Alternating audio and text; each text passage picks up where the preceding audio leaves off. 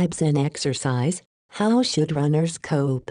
By Pamberg. Running with irritable bowel syndrome, or IBS, can be challenging. There are many things that contribute to IBS on a run, but there are also tactics to help make it manageable so the athlete can continue training with some semblance of normalcy. What is IBS? Irritable bowel syndrome is a functional gastrointestinal disorder impacting the colon. People living with IBS experience diarrhea, bloating, constipation and cramping. Many people live with IBS and manage symptoms with dietary modifications. For unknown reasons, twice as many women as men are impacted by IBS. Although IBS does not appear to be stress-related, many people experience their first IBS flare-up during a particularly stressful time in their life. Scientists say that foods do not cause IBS. However, it is widely accepted that some foods are more likely to trigger flare-ups than others.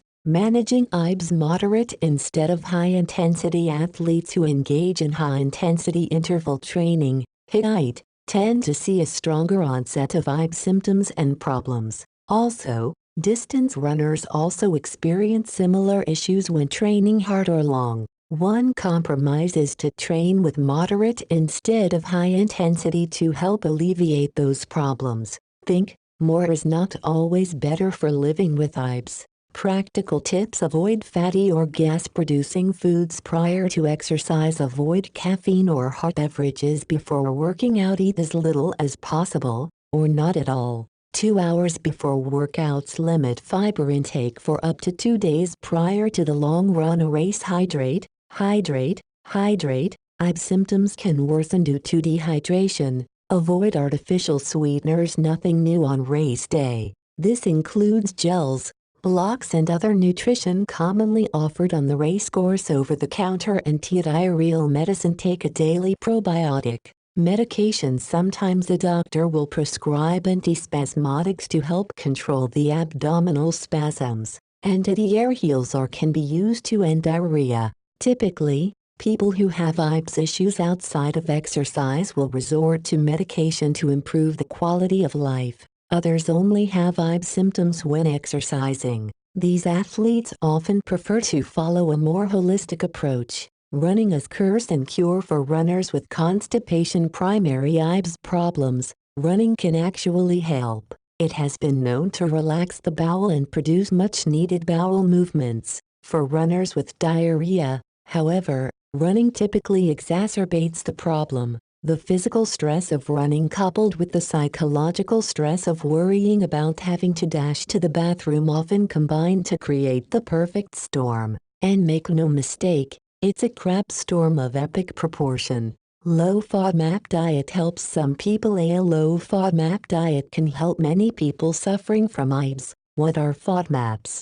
FODMAP stands for fermentable oligo, monosaccharides and polyols. These are the scientific terms used to classify groups of carbs known for triggering gastro-distress symptoms such as bloating, gas, diarrhea and/or constipation. FODMAPs are found in a wide range of foods in varying amounts. The key to following a low FODMAP diet is diligence. You must be super careful during the elimination phase, and add items back one at a time to see which ones trigger a negative digestive response. More distance, more trots. There is a common phrase in marathoners, and that is the 20-mile trots. That is because it is so common for that to be a point of gastro contention. Truth be told, though, the trots come at different points and distances for all runners. Personally, the 8-mile mark seems to be where disaster strikes for me as a runner.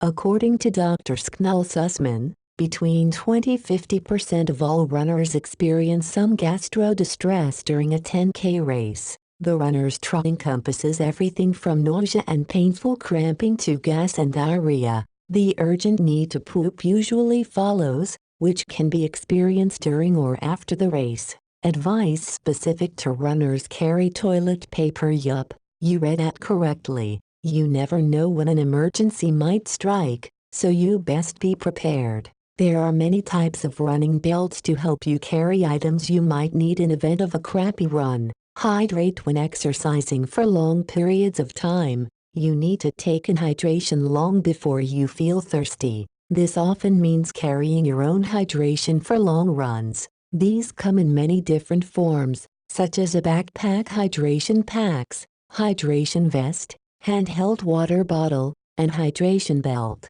Fuel that agrees with your stomach when choosing your fuel for the long run. It is good to go with items that are easy on your stomach. The only way to determine if the product works for you is trial and error. I am fond of Honey Stinger waffles, which are made from real ingredients. When marathon training, I also found success with Cliff Bars. It is important to remember that fuel is not a one-size-fits-all. Know your routes. A common consensus among runners with IBS is to know your route, and to plan to run near restrooms around your witching hour. When marathon training, that one and only time I got bit by the marathon bug, I ran an 8-mile loop, then ran in a 3-mile loop through town, so I was always near a restroom. When I shared that with a friend, she exclaimed, "How boring." It may be boring, but it beats crapping your pants. Over-the-counter anti-diarrhea medication for long runs. Although physicians will tell you not to use any type of anti-diarrhea medication on a consistent basis,